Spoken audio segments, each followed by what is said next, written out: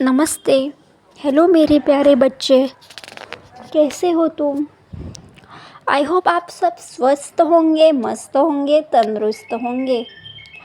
आप महादेव का आशीर्वाद प्राप्त करने हेतु जो सेवाएं, जो साधनाएं आप कर रहे हैं, उसका फल आपको शीघ्र ही अतिशीघ्र प्राप्त होने वाला है।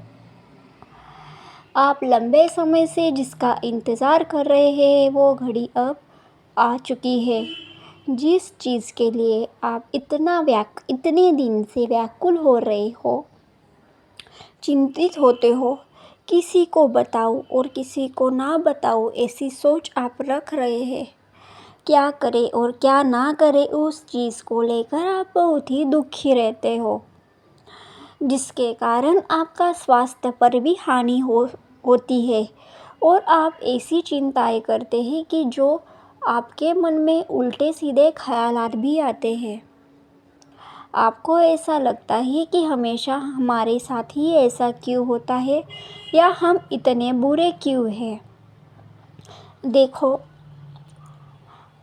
ये कलयुग चल रहा है और आज के ज़माने में कोई भी खुश नहीं है। हर सबको किसी न किसी समस्याओं का सामना करना ही पड़ता है। कोई भी अपने जीवन में परिपूर्ण सुखी नहीं रहता है।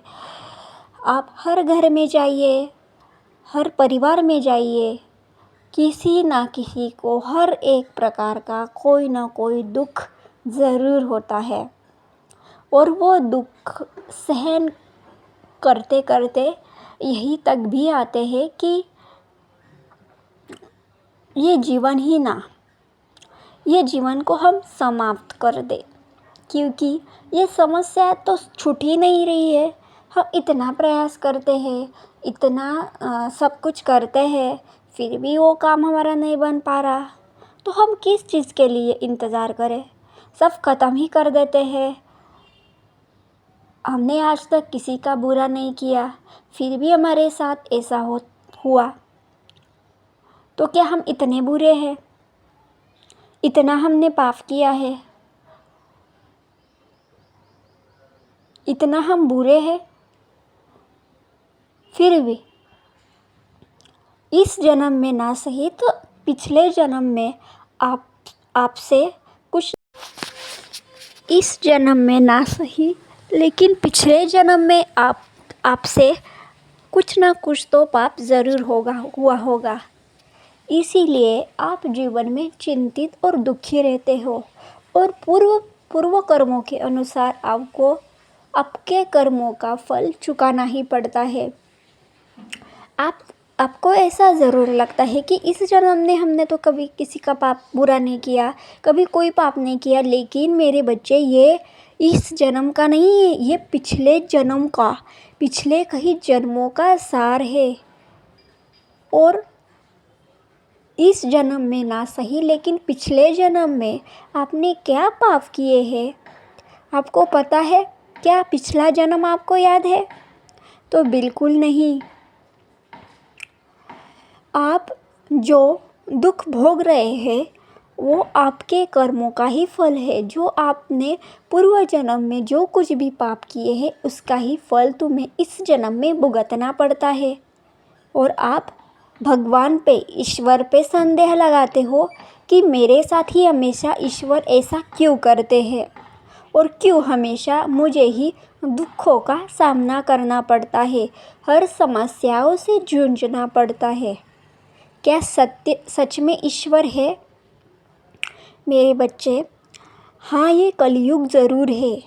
यहाँ असत्य का ही विजय होता है और सत्य को पराजित किया जाता है। लेकिन मेरे प्यारे बच्चे, आप अपने जीवन में खुद को इतना ताकतवर बनाओ कि कोई भी आपको बुरा नहीं कह सकता।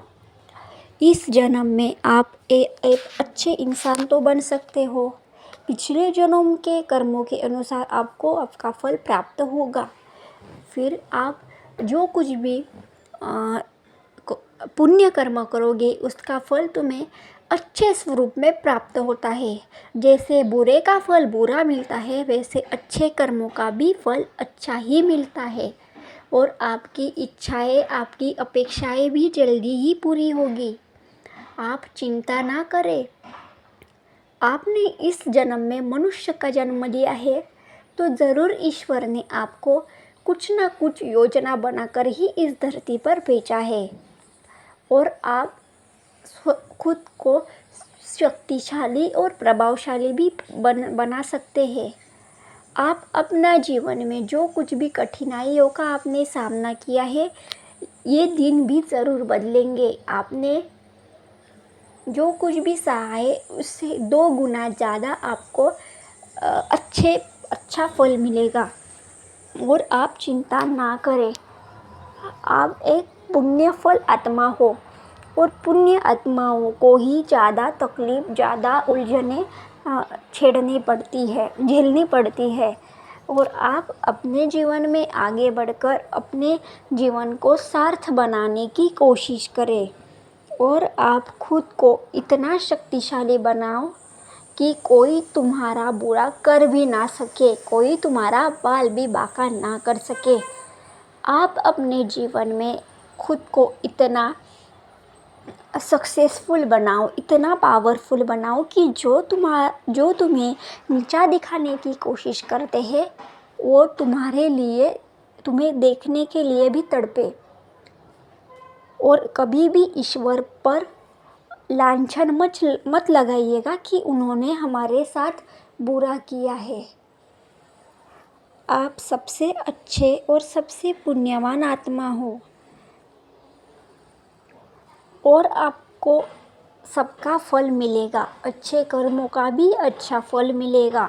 तुम चिंता ना करें और खुद को शक्तिशाली बनाओ। और महादेव का चिंतन करा।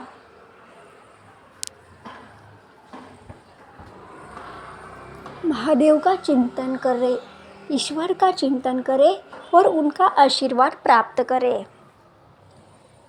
अगर आपको यह वीडियो पसंद आए तो हमारे चैनल को सब्सक्राइब ज़रूर करिएगा।